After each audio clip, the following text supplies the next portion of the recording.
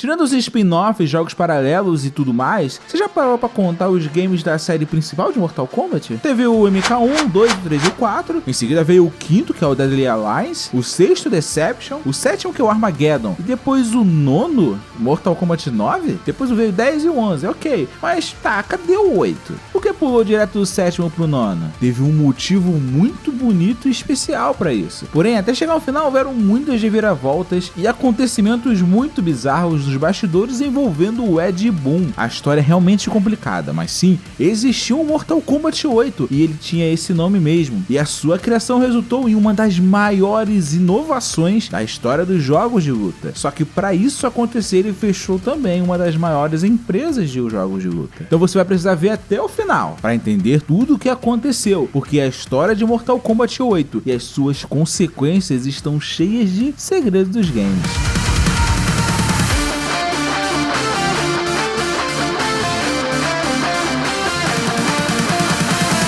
Vamos começar do começo. Os anos 2000 foram bem estranhos para os fãs de Mortal Kombat. Ed Boon, um dos criadores e diretor dos jogos, sempre gostou de arriscar apostando tudo em ideias malucas que ele tinha. Ele foi ousado ao migrar a franquia 2D para 3D a partir de Mortal Kombat 4, mesmo sem seu time de desenvolvimento ter muita experiência nisso, indo completamente na contramão de praticamente todos os principais concorrentes da época, que preferiam que outras equipes criassem algum spin-off de suas franquias jogando o risco do 3D para outros. Com isso, embora alguns games dessa safra 3D de Mortal Kombat não tenham ido bem, todos tiveram boas vendas, batendo recordes da Midway, a produtora que fazia os games na época. Então já na primeira semana do ano de 2007, pouco mais de 2 meses após o lançamento de Mortal Kombat Armageddon, Ed Boon anunciou em entrevista Game Informer que estava trabalhando em um novo game, Mortal Kombat 8, e como sempre, sua visão era completamente diferente das outras empresas de jogos de luta. Sua principal motivação era fazer um jogo não pensado para os fliperamas, mas sim que pudesse conectar os jogadores para se enfrentarem usando a internet, através de um menu online que ele chamou de Lobby, que hoje em dia qualquer jogador de jogos de luta conhece muito bem. Só que ele trabalhava nisso em 2006 e 2007, no tempo do PlayStation 2. Jogos com conexão online já existem desde o começo dos anos 90, mas ele queria fazer algo diferenciado para o seu novo jogo de luta, pegando outras ideias já usadas e adaptando elas para manter a essência dos contras que eram jogados nos arcades, só que através da internet. No projeto, o modo que ele mais se empolgou faria os jogadores ficarem encontrando uns aos outros de forma contínua, se enfrentando online e ganhando pontos para subir em um ranking. Sim, para Mortal Kombat 8, ele não estava só criando o sistema online que conhecemos hoje em dia, como também a ranked nossa de cada dia também. Só que essa era apenas uma das ideias no caderninho que ele tinha no escritório para Mortal Kombat 8. Calma que ainda vem mais. O game começou a ser produzido usando a então avançada e moderna Unreal Engine 3, com forte inspiração no estilo gráfico do sucesso Gears of War, pois Ed Boon estava adorando jogar o game na época em seu Xbox original, e como o exclusivo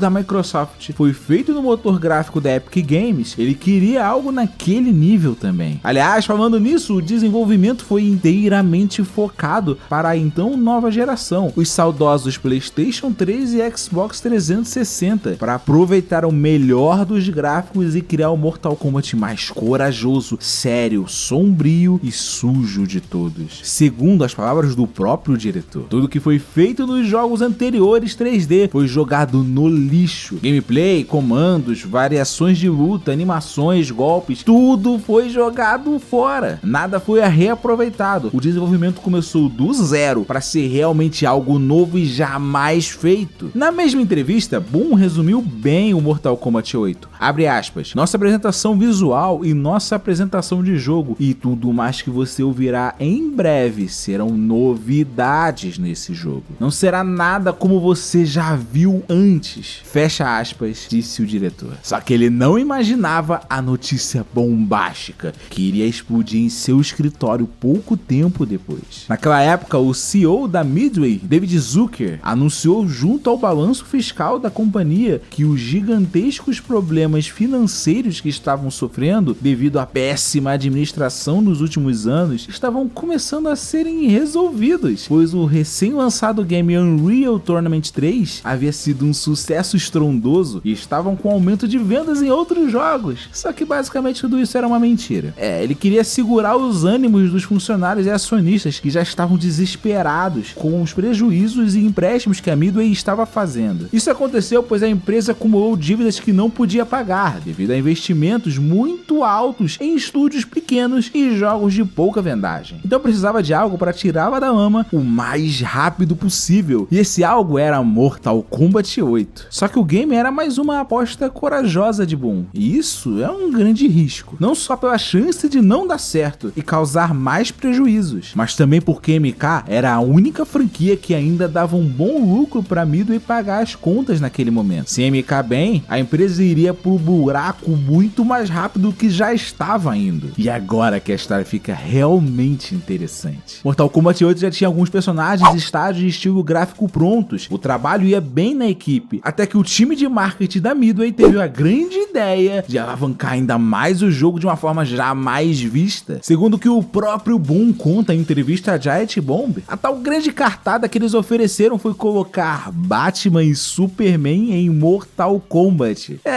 Você já sabe onde isso vai chegar. Boom imediatamente gostou da ideia, afinal, seriam duas ótimas aquisições que fariam um grande barulho para Mortal Kombat 8. Só que o pessoal de marketing da Midway fechou com a Warner um contrato de utilização dos direitos de quase todos os personagens do universo DC para de algum jeito colocar no novo Mortal Kombat, não importando se ele já estava no meio do desenvolvimento dele. Mas calma que ainda vai piorar. Tanto o Boom quanto a equipe falam abertamente que inicialmente foram contra a iniciativa, não aprovando a ideia. Mas é aquilo, né? Manda quem pode, obedece quem tem juízo. E convenhamos, Mortal Kombat àquela altura sem Ed Boon seria muito estranho. Então, eles tiveram que continuar o desenvolvimento do jogo trocando o 8 de Mortal Kombat 8 por Versus DC Universe, descartando um monte de ideias e colocando adaptações em tudo que é lugar. Com isso, o foco em ser sujo e sombrio teve que ser abandonado, pois para piorar, Ed Boon revelou para a GamePro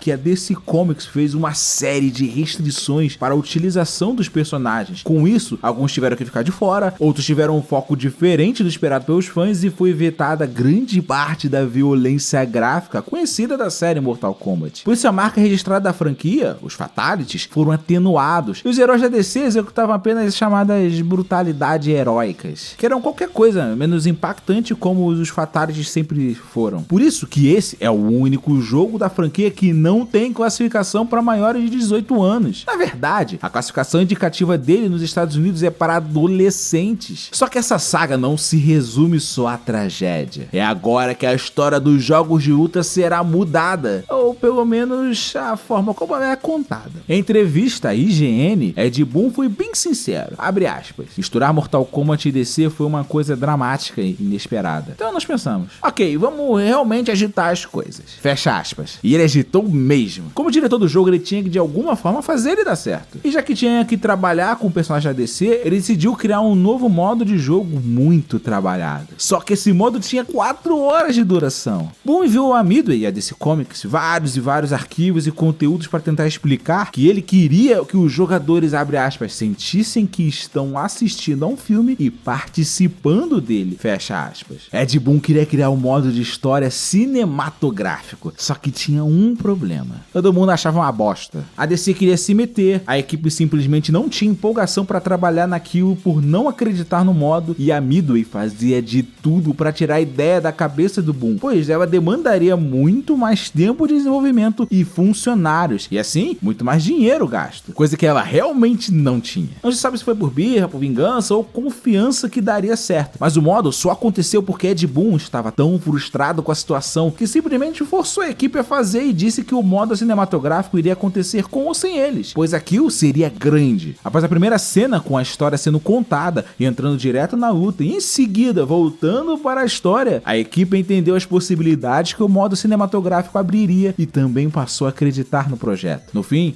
embora o jogo não seja o favorito dos fãs, o modo foi um gigantesco sucesso. Mas por que o Ed Boon insistiu tanto em algo tão diferente e trabalhoso assim? Porque ele não pensou no mais comum, que é fazer um jogo de luta para quem já joga jogos de luta. Ele focou no que deveria ser uma das coisas mais importantes no desenvolvimento de todos os fighting games. Fazer algo que possa abrir portas para qualquer um poder conhecer os jogos de luta e, acima de tudo, se divertir com eles. Nas palavras do próprio Boon, abre aspas, jogos de luta, por definição, precisam de uma certa precisão e prática e coisas que vários jogadores casuais simplesmente não querem investir tempo para aprender ou serem bons o suficiente para conseguirem se divertir. A experiência online de apenas levar chutes na bunda sem parar é uma porta de saída para algumas pessoas. Por mais que eu e grande maioria dos fãs de Mortal Kombat achem o game mediano para baixo, ele é um dos Mortal Kombat mais vendidos e influenciou vários dos jogos de luta lançados depois dele. O modo cinematográfico se tornou padrão em qualquer jogo de luta AAA e foi copiado por Street Fighter V, Marvel vs Capcom Ultimate, Guilty Gear Xrd, Naruto Shippuden, Tekken 7 e vários outros games. Até a franquia FIFA tentou fazer algo similar ao modo história cinematográfico nos FIFAs 17, 18 e 19. Quem diria que esse jogo seria tão importante e influente assim? Por isso que mesmo com as dificuldades e o abandono do Mortal Kombat 8 original, houve um respeito às inovações e esforços que, embora não seja canônico, Mortal Kombat vs DC Universe trouxe não só a franquia, mas ao gênero de jogos de luta por inteiro. E é por isso que, apesar de tudo, ele passou a ser considerado o 8º jogo de Mortal Kombat, pois contando uma história, ele fez história. Porém, a ideia original do game que não foi concluído não morreu. Depois de gastar tudo que tinha e não tinha para desenvolver Mortal Kombat vs DC Universe, logo após o game ser lançado, a Midway, afundada em gigantescas dívidas milionárias, foi vendida por míseros $100 mil,